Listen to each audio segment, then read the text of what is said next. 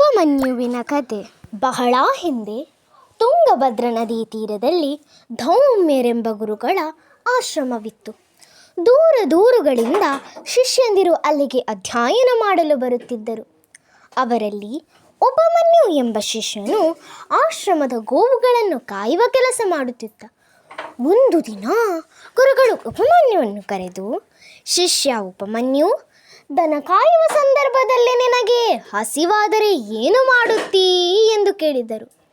ಆಗ ಉಪಮನ್ಯು, ಗುರುಗಳೇ, ದನಗಳನ್ನು ಮೇಯಲು ಬಿಟ್ಟು ಪಕ್ಕದೂರಿನಿಂದ ಭಿಕ್ಷೆ ಬೇಡಿ ಅದನ್ನೇ ತಿನ್ನುತ್ತೇನೆ ಎಂದನು. ಆಗ ಗುರುಗಳು, ನಿನಗಾರು ಹೇಳಿದವರು ಭಿಕ್ಷೆ ಬೇಡಲು? ನನ್ನ ಅಪ್ಪಣೆ ಇಲ್ಲದದನ್ನು ಹೇಗೆ ತಿನ್ನುವೆ ಎಂದು ಕೇಳಿದರು. ಆಗ ಉಪಮನ್ಯು, ನನ್ನನ್ನು ಕ್ಷಮಿಸಿ ಗುರುಗಳೇ, ಇನ್ನು ಮುಂದೆ ಹೇಗೆ ಮಾಡಲಾರೆ ಎಂದನು. ಮಾರನೇ ದಿನದಿಂದ ಉಪಮನ್ಯು ತಾನು ಭಿಕ್ಷೆ ಬೇಡಿದ ಆಹಾರವನ್ನು ತನ್ನ ಗುರುಗಳಿಗೇ ತಂದುಕೊಟ್ಟ. ಅದರಲ್ಲಿ ಸ್ವಲ್ಪವಾದರೂ ತನಗೆ ಉಳಿಸುವರು ಎಂಬ ಆಸೆಯಿಂದಿದ್ದ. ಆದರೆ ಗುರುಗಳು ಹಾಗೆ ಮಾಡಲಿಲ್ಲ, ತಾವೇ ಸೇವಿಸಿದರು. ಭಿಕ್ಷೆ ಬೇಡಿದ ಆಹಾರವೂ ಸಿಗದೆ ಉಪಮನ್ಯು ಹಸಿವಿನಿಂದ ಕಂಗಾಲಾಗಿದ್ದ. ತನ್ನ ಹಸಿವನ್ನು ನೀಗಿಸಿಕೊಳ್ಳಲು ದನಗಳ ಹಾಲನ್ನು ಹಿಂಡಿ ಕುಡಿಯತೊಡಗಿದ. ಈ ಸಂಗತಿಯೂ ಗುರುಗಳಿಗೆ ತಿಳಿಯಿತು.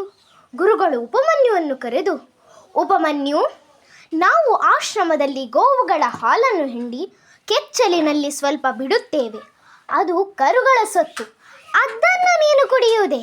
ಛಿ ಎಂದು ಹಂಗಿಸಿದರು. ಉಪಮನ್ಯು ಹಾಲು ಹಿಂಡಿ ಕುಡಿಯುವುದನ್ನು ಬಿಟ್ಟು ಬಿಟ್ಟ. ಆದರೆ ಅವನ ಹಸಿವು ಅವನನ್ನು ಬಿಡಲೇ ಇಲ್ಲ. ಕಾಡಿನಲ್ಲಿ ಸಿಕ್ಕ ಹಣ್ಣು ಕಾಯಿಗಳನ್ನು ಸೇವಿಸತೊಡಗಿದ. ತಿಳಿಯದೆ ಎಕ್ಕದ ಹಾಲನ್ನೇ ಕುಡಿದು ಬಿಟ್ಟ. ಆ ಹಾಲು ಅವನ ಕಣ್ಣಿಗೆ ತಾಗಿ ಅವನು ತೀರಾ ಕುರುಡನಾದನು. ಅಯ್ಯೋ ದೇವರೇ, ನನಗೆ ಕಣ್ಣೇ ಕಾಣಿಸುತ್ತಿಲ್ಲ. ನಾನು ಹೇಗೆ ಆಶ್ರಮಕ್ಕೆ ತಲುಪಲಿ? ಹೇಗೆ ಗೋವುಗಳನ್ನು ಆಶ್ರಮಕ್ಕೆ ತಲುಪಿಸಲಿ? ಅಯ್ಯೋ ದೇವರೇ ಎಂದು ಅಳುತ್ತಾ ಪರದಾಡುತ್ತಾ ಆಶ್ರಮದತ್ತ ಹೋದನು. ದಾರಿ ಕಾಣದೆ ಪಾಳು ಬಾವಿಗೆ ಬಿದ್ದು ಬಿಟ್ಟ. ಅಯ್ಯೋ ದುರ್ವಿಧಿಯೇ, ಗುರುಗಳೇ ಎಂದು ಕೂಗತೊಡಗಿದ. ಕತ್ತಲಾವರಿಸತೊಡಗಿತು. ಗೋವುಗಳು ಆಶ್ರಮಕ್ಕೆ ತಲುಪಿದವು. ಉಪಮನ್ಯು ಬಾರದ್ದನ್ನು ಕಂಡು ಗುರುಗಳಿಗೆ ಗಾಬರಿಯಾಯಿತು. ಗುರುಗಳು ಉಪಮನ್ಯುವನ್ನು ಹುಡುಕಿಕೊಂಡು ಕಾಡಿನತ್ತ ನಡೆದರು. ಕಾಡಿನಲ್ಲಿ ಕ್ಷೀಣ ಧ್ವನಿಯೊಂದು ಕೇಳಿಸಿತು. ಆ ಧ್ವನಿಯತ್ತ ನಡೆದರು. ಅಲ್ಲಿ ಉಪಮನ್ಯು ಪಾಳು ಬಾವಿಗೆ ಬಿದ್ದಿದ್ದನ್ನು ಕಂಡು ಗುರುಗಳಿಗೆ ದುಃಖವಾಯಿತು. ಉಪಮನ್ಯು, ನನ್ನನ್ನು ಕ್ಷಮಿಸು, ನಿನ್ನ ತಾಳ್ಮೆ ಪರೀಕ್ಷಿಸಲು ಹೀಗೆ ಮಾಡಬೇಕಾಯಿತು ಎಂದರು. ಆಗ ಉಪಮನ್ಯು, ಗುರುಗಳೇ, ನಾನು ನನ್ನ ಕಣ್ಣುಗಳನ್ನೇ ಕಳೆದುಕೊಂಡಿರುವೆ. ನಾನು ಹೇಗೆ ಅಧ್ಯಯನ ಮಾಡಲಿ? ನಾನು ಹೇಗೆ ತಮ್ಮ ಸೇವೆಯನ್ನು ಮಾಡಲಿ ಎಂದು ಅಳುತ್ತಾ ಕೇಳಿಕೊಂಡನು. ಆಗ ಗುರುಗಳು, ಉಪಮನ್ಯು, ಈಗ ನೀನು ದೇವತೆಗಳ ವೈದ್ಯರಾದ ಅಶ್ವಿನಿ ದೇವತೆಗಳನ್ನು ಪ್ರಾರ್ಥಿಸು ಎಂದರು. ಆಗ ಉಪಮನ್ಯು, ಭಗವಂತ, ನಾನು ನನ್ನ ಕಣ್ಣುಗಳನ್ನೇ ಕಳೆದುಕೊಂಡಿರುವೆ.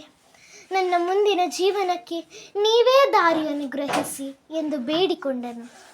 ಆಗ ಉಪಮನ್ಯುವಿನ ಭಕ್ತಿಗೆ ಮೆಚ್ಚಿ ಪ್ರತ್ಯಕ್ಷರಾದ ಅಶ್ವಿನಿ ದೇವತೆಗಳು ಅವನಿಗೊಂದು ರೊಟ್ಟಿಯನ್ನು ಕೊಟ್ಟರು.